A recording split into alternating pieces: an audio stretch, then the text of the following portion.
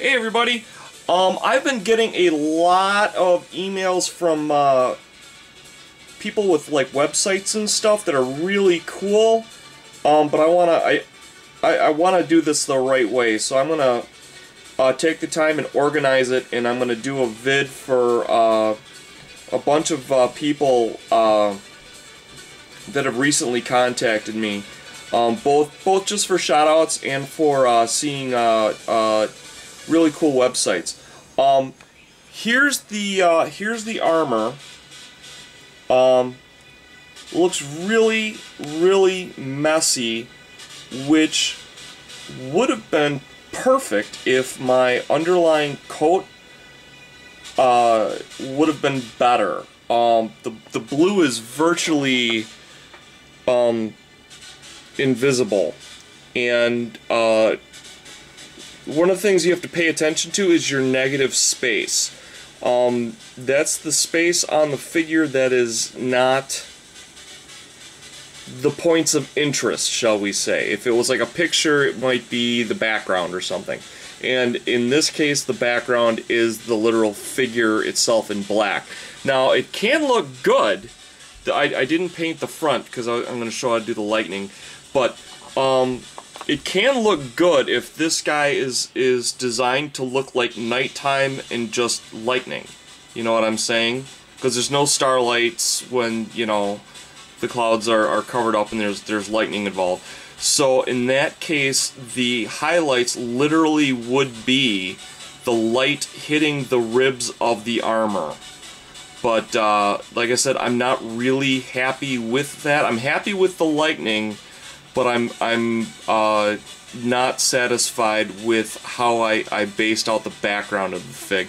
And I have no idea how you would do a wash that it would show up well hitting those grooves when you're starting with black. Because usually with washes you go with a lighter color and then you wash over a darker color.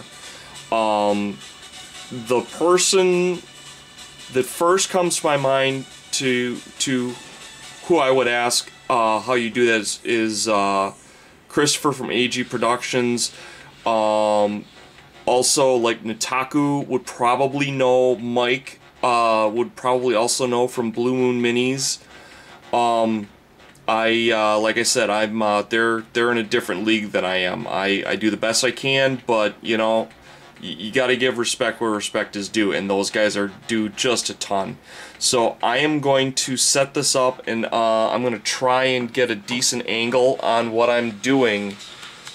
I'm going to zoom it in, and then I'm going to set it out at an angle. And like I said, I'm going to try and show you what I do. I do not have the surgeon-like control that these guys have. They're that good, and that's why they have my undying respect. They are an artist in every sense of the word. Let's get this a little bit higher. Okay, I guess I can paint this up here. I'm using a very thin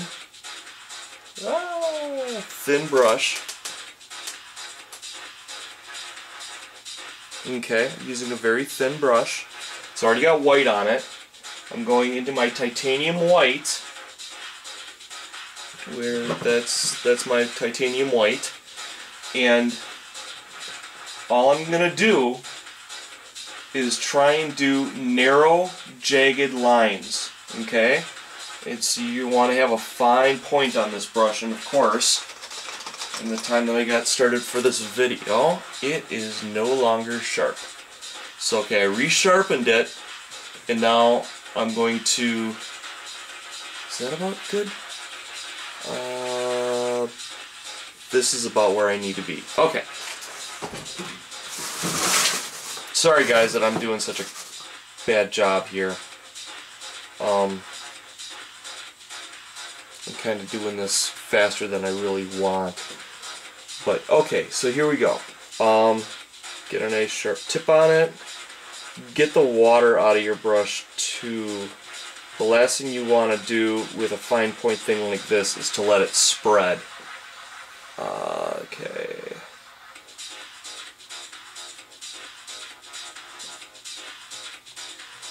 almost like cross-hatching, guys. If you know what cross-hatching is, it's a method of drawing, and it's where you take lines from different angles to give you the impression of shading. Except what we're doing is we're only going to use a minimal amount of those lines.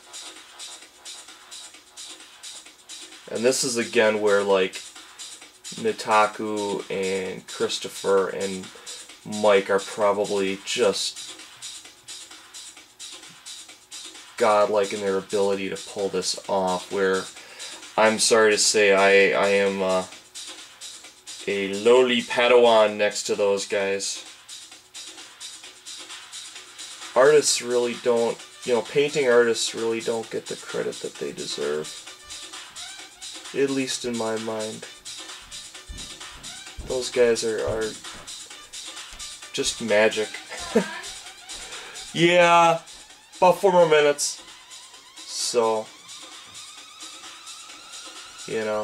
when you meet a really accomplished painter, shake their hands, because it's really incredible what those guys do. I wish I had the natural talents that they possess. But you know what? That's where style comes in. Style is like opinions. There's no wrong style. There might be styles that are more appreciated. There was a guy that worked for GW. His name started with an N. I can't remember. He's a old Warhammer guy, and he had to be the worst artist, paint-wise, I had ever seen. But the guy just worked his butt off. I mean, whatever he could control, he did. He got rid of all of his mole lines, which, yeah, I'll cover that in a later vid. And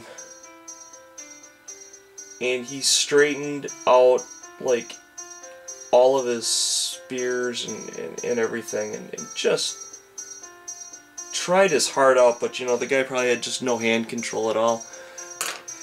Here's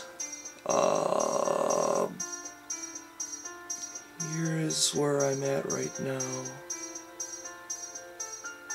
It's a little bit thicker than I want it, and I'm kind of rushing because I'm running out of time. To be a really good detail artist, I mean, it requires time. And there's just no getting around that. So if I were to be doing this for a client, I would be doing it much more slowly and not rushing it. But I'm on a time limit here, and like I said, this is experimental. I hope I can make this look good. But like I said, I'm already not really happy with the background work. And this is all, like I said, experimental.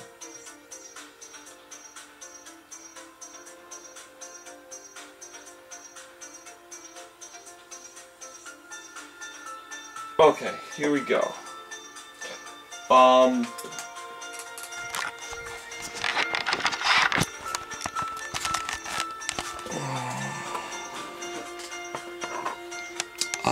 Let's set this up on something. Okay. Yeah. Now, a couple things to keep in mind. This is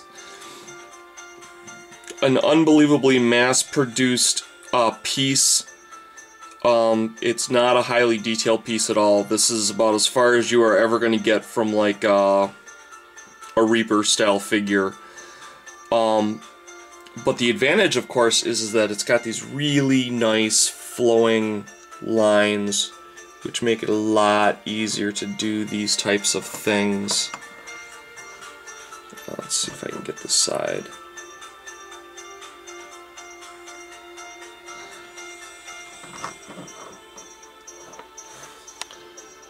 And also, you know, you guys are looking at this like really close up.